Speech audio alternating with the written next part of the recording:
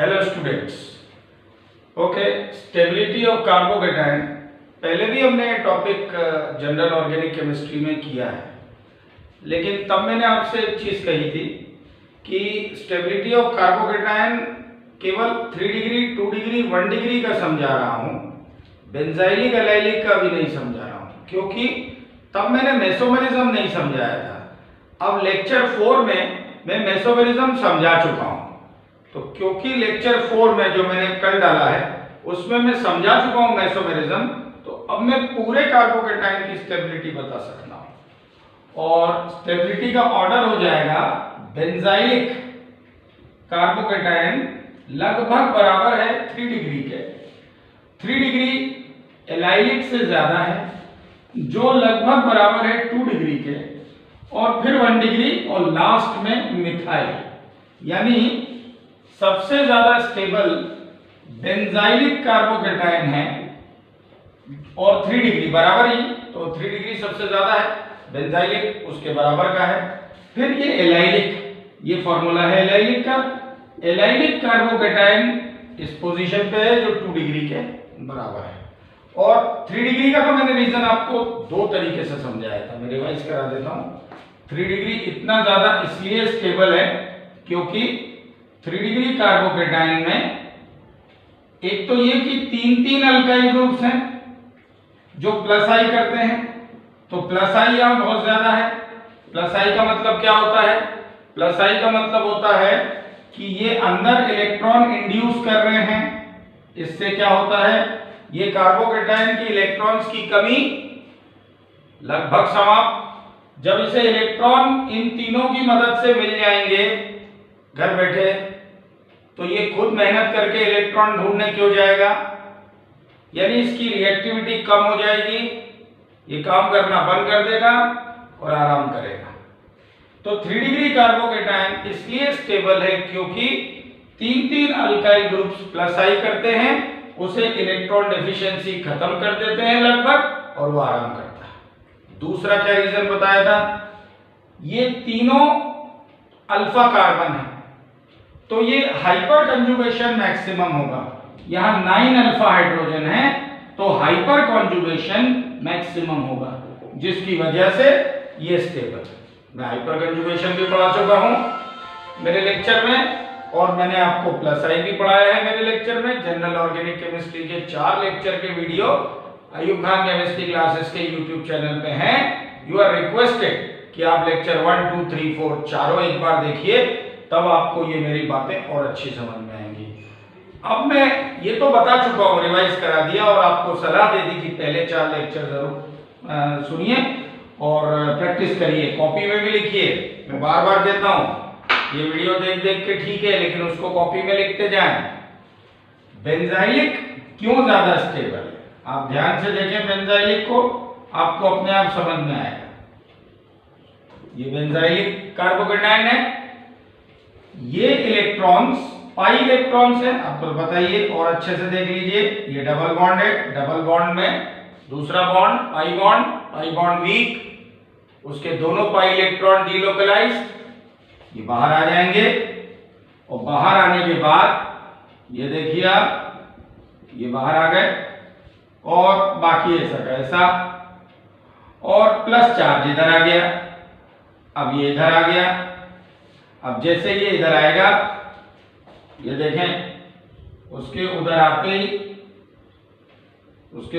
ही यहां पे double bond plus charge, यहां से जब बॉन्ड आएगा तो प्लस इधर आएगा ना भाई, ये देखिए।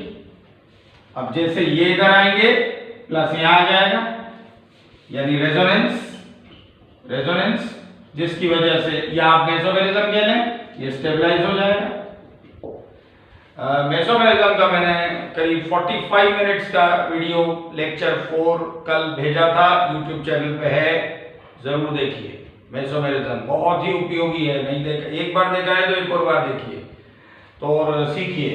फिलहाल आपको समझ में आ गया होगा कि बेंजाइलिक कार्बोकेटायन इतनी हाई स्टेबिलिटी क्यों है, बिकॉज ऑफ रेजोनेंस, जो ये रहा, और इसी वजह से एलाइलिक भी है। एलाइलिक का रेजोनेंस 2 मिनट में यहां देख लीजिए, जैसे इधर आएगा इलेक्ट्रॉन ये प्लस गायब, ये देखिए प्लस गायब और प्लस इधर आ गया, सिंपल। ये एलाइलिक का रेजोनेंस है, इस वजह से एलाइलिक स्टेबल है। इतना अच्छा नहीं है जितना बेंजाइलिक का है, इसलिए तो ये पीछे है स्टेबिलिटी में, लेकिन अच्छा खासा स्टेबल है, रीजन वही है रेजोनेंस। तो अब हमारा स्टेबिलिटी ऑर्डर पूरा हो गया। पहले मैंने आपको 3 डिग्री कार्बोकेटाइन सबसे ज्यादा स्टेबल है कैसे समझाया था, प्लस आई की मदद से। अगले लेक्चर में कैसे समझाया, हाइपर कंजुगेशन की मदद से। और आज के लेक्चर में कैसे समझाया, रेजोनेंस की मदद से। इसीलिए हम धीरे धीरे आगे बढ़ते हैं, नई नई चीजें सीखते हैं, तो पुरानी चीजों का हमारा एक्सप्लेनेशन भी अच्छा होता जाता है। इसलिए कभी भी हमें नई चीजें भी आगे बढ़ते रहना चाहिए, लेकिन नई चीजों का रिलेशन पिछली चीज से करते रहना चाहिए, रिवीजन करते रहना चाहिए। तो you all are suggested to read and practice all the 4 previous lectures of general organic chemistry. तो ये था एक पुराना काम जो आज पूरा हुआ।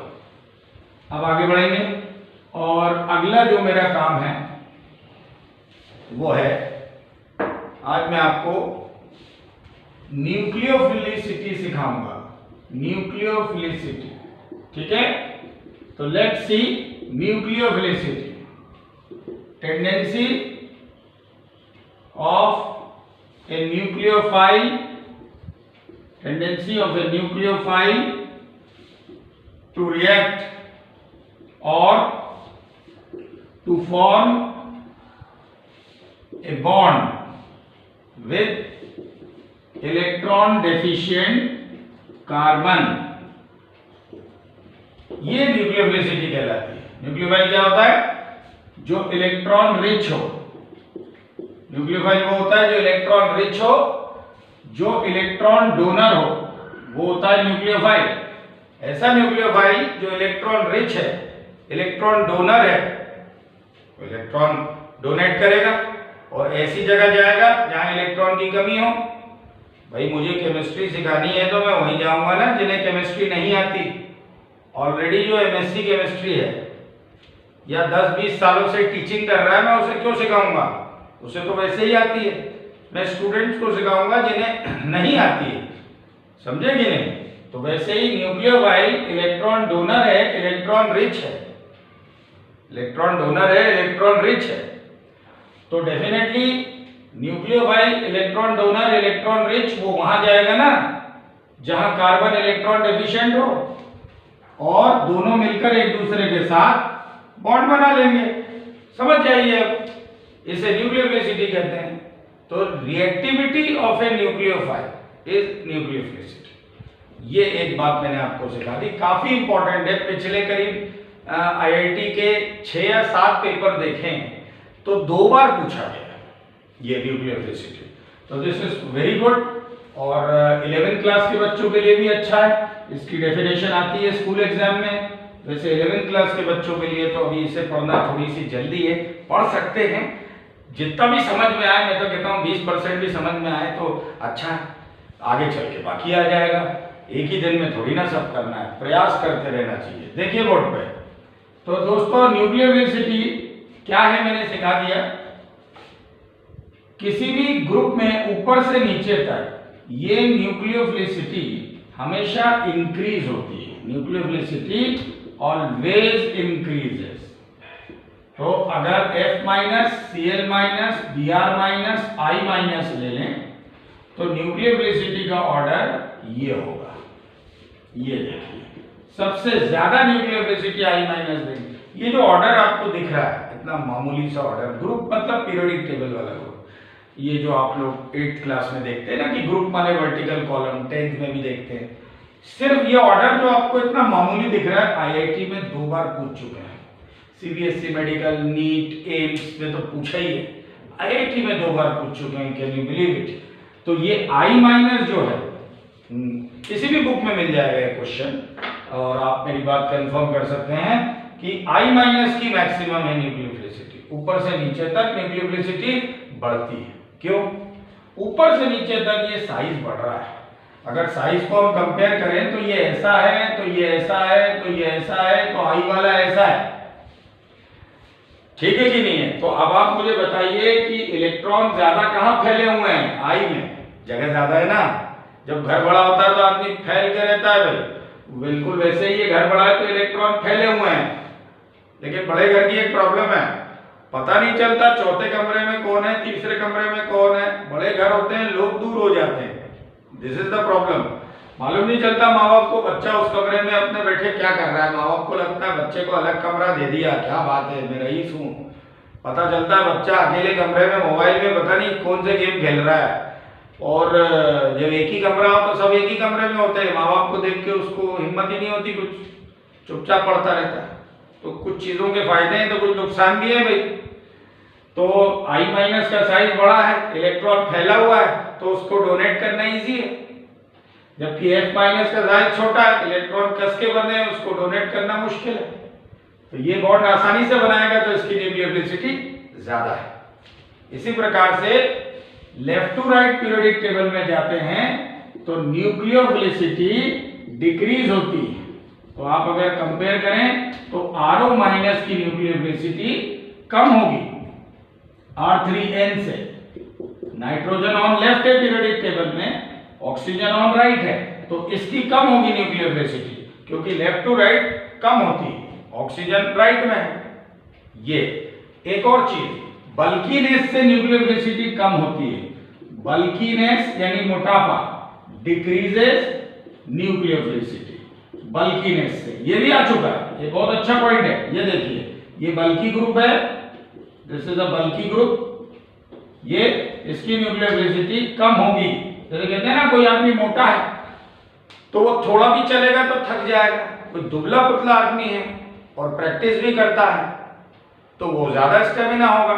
उसी तरह से ये बल्की ग्रुप होने की वजह से ये किसी जगह पर अटैक करके इलेक्ट्रॉन देके बॉन्ड बनाने में थोड़ी सी दिक्कत आएगी बल्कीनेस की वजह से। तो ये एक फैक्टर है। एक सबसे जरूरी बात, यहां तक तो ठीक है, कोई ऑर्डिनरी बच्चा भी आराम से पढ़ सकता है, लेकिन फर्क कहां पड़ता है? फर्क इस खास बात पे पड़ता है जो मैं अब आपको सिखाने जा रहा हूं, जरा ध्यान से देखिएगा। This order is correct. 99.9% time लोग इस ऑर्डर को पढ़ते हैं और लोगों को मालूम है। सिर्फ एक बात है जो बड़ी अनकॉमन सी है और वो नहीं मालूम लोगों को, और वो ये है कि ये ऑर्डर केवल पानी जैसे प्रोटिक सॉल्वेंट में सच है। ये केवल पानी जैसे प्रोटिक सॉल्वेंट में सच है। ये ऑर्डर एप्रोटिक सॉल्वेंट अगर हो, अगर एप्रोटिक सॉल्वेंट हो तो ये ऑर्डर उल्टा हो जाता है। अब देखिए, अब फर्क पड़ गया कि नहीं पड़ गया? ये 99% टाइम आम बच्चे को कॉमन बात है, पता है, 2 बार IIT में आए हैं, हर रिफ्रेशर में लिखी है। लेकिन ये केवल पानी जैसे प्रोटिक सॉल्वेंट में है, ये बात नहीं मालूम लोगों को। एप्रोटिक सॉल्वेंट में न्यूक्लियोफिलिसिटी का ऑर्डर उल्टा हो जाता है, ये तो बहुत कम लोग जानते हैं। और इसी जानने न जानने में IIT के सेलेक्ट और रिजेक्ट होने का फर्क आ जाता है। यहां तक तो मुझे दुख होता है, लोग यही नहीं समझ पाते प्रोटिक और एप्रोटिक होता क्या है। देखिए, प्रोटिक सॉल्वेंट वो होता है जिसमें हाइड्रोजन किसी इलेक्ट्रोनेगेटिव एलिमेंट से जुड़ा हो, जैसे ऑक्सीजन। और एप्रोटिक सॉल्वेंट वो होता है जिसमें हाइड्रोजन कार्बन से जुड़ा है, ऑक्सीजन से नहीं जुड़ा है। तो एप्रोटिक सॉल्वेंट में हाइड्रोजन कार्बन जैसे लोगों से जुड़ा होता है, ऑक्सीजन जैसों से नहीं, इलेक्ट्रोनेगेटिव से नहीं। जबकि प्रोटिक में हाइड्रोजन ऑक्सीजन जैसे इलेक्ट्रोनेगेटिव लोगों से जुड़ा होता है। ये बात ध्यान रहे। तो एप्रोटिक सॉल्वेंट में ये ऑर्डर सही है जो ज्यादातर जनता जानती है, लेकिन फर्क आ गया है दोस्तों, और मैं समझ रहा हूं आप समझ गए होंगे। और जितने लोग ये वीडियो देख रहे हैं उनको अब ये भी लगने लगा होगा कि अच्छा हुआ ये वीडियो देखा, क्योंकि ये वाली बात बहुत बुरा धोखा दे सकती है आपको अगर नहीं पता और परीक्षा में आ जाए। तो ये वीडियो देखना आपका फायदा हो गया कि एप्रोटिक सॉल्वेंट में ऑर्डर उल्टा हो जाता है। मैं तो रीजन भी बताने को तैयार हूं, हाँ, कोई चीज नहीं छुपा रहा, मैं रीजन भी सुन लो आप। प्रोटिक सॉल्वेंट में फ्लोरीन जैसा जो फ्लोराइड जैसा जो आयन है हाइड्रोजन बॉन्ड बना लेता है, इसलिए इसकी एक्टिविटी कम हो जाती है ना, बंधन में बंध गया, जबकि I में वो ये नहीं कर पाता, तो ये खुला है। और एप्रोटिक सॉल्वेंट तो प्रोटॉन है ही नहीं, तो HF हाइड्रोजन बॉन्ड बनेगा ही नहीं, तो ये F आजाद है। ठीक है, तो इस वजह से उसकी न्यूक्लियोफिलिसिटी बढ़ जाती है। एनीवे, तो ये था टॉपिक न्यूक्लियोफिलिसिटी। डाउट्स के लिए आप इस नंबर पे डायरेक्ट मेरे से बात करें, ठीक है, और आप ये डाउट मुझसे मुंह ज़बानी पूछ सकते हैं। तो ये थी जानकारी, दो चीजें पढ़ा दी मैंने आप लोगों को, एक न्यूक्लियोफिलिसिटी और दूसरी क्या पढ़ाई मैंने, जल्दी बताएं। दूसरी पढ़ाई मैंने शुरू में stability of carbocation, specially stability of benzylic carbocation and allylic carbocation, and the tool I used resonance. resonance का टूल मैंने इस्तेमाल किया, मेसोमेरिज्म, जो मैंने पढ़ाया lecture number 4 general organic chemistry, YouTube channel पे पढ़ा है, इस्तेमाल करेंगे। ठीक है, अब हम देखते हैं एक और चीज, और वो है हम electrophilic substitution reaction, electrophilic substitution reaction. ठीक है, ये देखिए, ये अपने पास, ये आप लोगों ने 11th क्लास में पढ़ी है रिएक्शन। 11th के स्टूडेंट बिल्कुल भी ना देखें, 11th के स्टूडेंट बिल्कुल ना देखें। 11th के स्टूडेंट इस वीडियो को देखें 2 महीने बाद, जब वो लोग हाइड्रोकार्बन पढ़ेंगे, अभी नहीं। और ये है 12th वाले जरूर देखें, वो 11th पढ़ चुके हैं, फिर भी उन्हें एकदम नया नया अगर लग रहा है तो वो समझ जाए, लॉकडाउन में उनका दिमाग भी लॉक हो गया है, जो बहुत खतरनाक स्थिति है, होना नहीं चाहिए, हाईली अनफॉर्चुनेट अगर ऐसा हुआ है तो यहाँ पे ये हमारे प्रोडक्ट बन रहे हैं ortho and para, specially for 12th class student, और ये हाइड्रोक्लोरिक एसिड। ये इलेक्ट्रोफिलिक सब्स्टिट्यूशन रिएक्शन है, फ्रीडल क्राफ्ट नाम के साइंटिस्ट से जानी जाती है, फ्रीडल क्राफ्ट रिएक्शन, लेकिन फिलहाल मैं उसमें नहीं जा रहा। फिलहाल मैं आपको बता रहा हूं ये कैसे होगी। ये है एल्युमिनियम क्लोराइड, और एल्युमिनियम क्लोराइड इस जगह पे मैं बोलूंगा सबसे इंपॉर्टेंट फैक्टर है। ये है इलेक्ट्रॉन का डेफिशिएंट, बहुत कमी है इसके पास, इसे हम कहते हैं लुईस एसिड ऐसे लोगों को।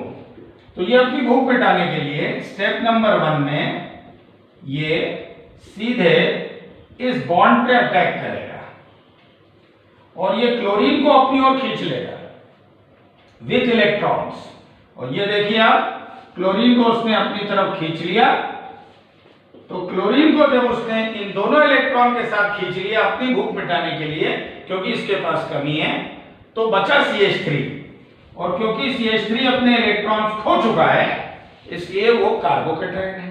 ठीक है, यानी पहले स्टेप में AlCl3 ने अपनी कमी दूर करने के लिए एक कार्बोकैटायन पैदा कर लिया। अब वो कार्बोकैटायन भी अपनी भूख मिटाएगा। तो कार्बोकैटायन क्या करेगा भाई, सीधी बात है ना भाई, हिरन घास खाता है तो शेर हिरन को खाता है, और आदमी शेर को मार देता है, फिर आदमी आदमी को मार देता है, ये पूरी साइकिल है। तो सबसे खतरनाक आदमी हुआ, तो वैसे ये CH3 प्लस भी अपनी भूख मिटाएगा। तो इसको दिखती है ये रिंग, ये देखिए आप, ये रिंग नजर आई उसे, और उसने देखा यहाँ बहुत इलेक्ट्रॉन्स हैं यार, कर दो अटैक, कर दिया उसने अटैक। और जैसे ही उसने वहां अटैक किया, ये देखें, ये वहां ऑलरेडी एक हाइड्रोजन था, जो उस जैसे ही अटैक हुआ वो हाइड्रोजन भाई लड़ेगा ना, कैसे आ गए तो मेरी जगह पे अटैक करने। तो आप शेर हिरन पे भी अटैक करेगा तो 10 सेकंड ही सही हिरन लड़ेगा अपनी जान बचाने को। लड़ना चाहिए, फाइट तो देना ही चाहिए, हार हो या जीत, आदमी को लड़ने की स्पिरिट होनी चाहिए, हार जीत से फर्क नहीं पड़ता। तो CH3 प्लस कार्बोकैटायन है, उसने यहाँ अटैक कर दिया, इलेक्ट्रॉन डेंसिटी यहाँ हाइड्रोजन था, उसने फाइट चालू की, और इस चक्कर में डबल बॉन्ड टूट गया, इसने खा लिए डबल बॉन्ड के इलेक्ट्रॉन, और यहाँ पॉजिटिव चार्ज आ गया, इसे कहते हैं सिग्मा, सिंगल बॉन्ड आ गया ना, तो sigma methylenium complex, sigma methylenium complex, methyl ने अटैक किया ना इसलिए। और ये बड़ा, ये स्टेबल जिंदा इसलिए क्योंकि ये रेजोनेंस दिखाता है, ये रेजोनेंस दिखाता है इसलिए जिंदा है। इस प्लस चार्ज की ओर ये अट्रैक्ट होगा, फिर इधर प्लस आएगा तो ये अट्रैक्ट होगा, इस रेजोनेंस की वजह से ये जिंदा है, तभी तो बना। टिकता वही है ना जिसमें जिंदा रहने के लिए कुछ तैयारी हो, तैयारी पहले की हो या बाद में की हो, तैयारी काम आती है। आज जो आप पढ़ेंगे वो 4 महीने बाद एग्जाम में काम आएगा, आज अगर नहीं पढ़ेंगे 4 महीने बाद एग्जाम में रोएंगे। सीधी बात है, जब वक्त मिले तैयारी करो, हर तरह की तैयारी करो। तो ये है, थोड़ी देर के बाद H ने हार मान ली, एक को तो हार नहीं है, एक को हार नहीं है, और वो उसने अपनी हार मानी और इस CH3 पे कब्जा हो गया मिथाइल का। और जब वो गया तो अपने दोनों इलेक्ट्रॉन दे के गया, जिससे यहाँ बॉन्ड बन गया। वो गया तो अपने दोनों इलेक्ट्रॉन दे के गया, ये बॉन्ड बन गया। और दिस इज द प्रोडक्ट, यही तो था शुरू में, रिवाइंड करके देखो, यही तो बना था। और ये H प्लस HCl के पास गया, इसने Cl वापस कर दिया और खुद वैसा का वैसा, भाई ये तो कैटलिस्ट है, रिएक्शन कराने आया था, चला गया करा के। और यानी एक इलेक्ट्रोफाइल ने दूसरे इलेक्ट्रोफाइल को हटा दिया, तभी तो नाम बना इलेक्ट्रोफिलिक सब्स्टिट्यूशन रिएक्शन। तो ये एक खास किस्म की रिएक्शन है और कितनी बार बोर्ड एग्जाम में आई है, 11 में भी आती है, 12th बोर्ड में भी आती है। ये sigma methylenium complex twice in IIT, also in NEET and AIIMS. कितनी इंपॉर्टेंट चीज है। एक बार तो पूछा था कि बीच में क्या बनता है और जिंदा कैसे है, जवाब सिग्मा मिथाइलिनियम कॉम्प्लेक्स रेजोनेंस की वजह से जिंदा है। तो ये थी जनरल ऑर्गेनिक केमिस्ट्री की lecture. Thank you so much.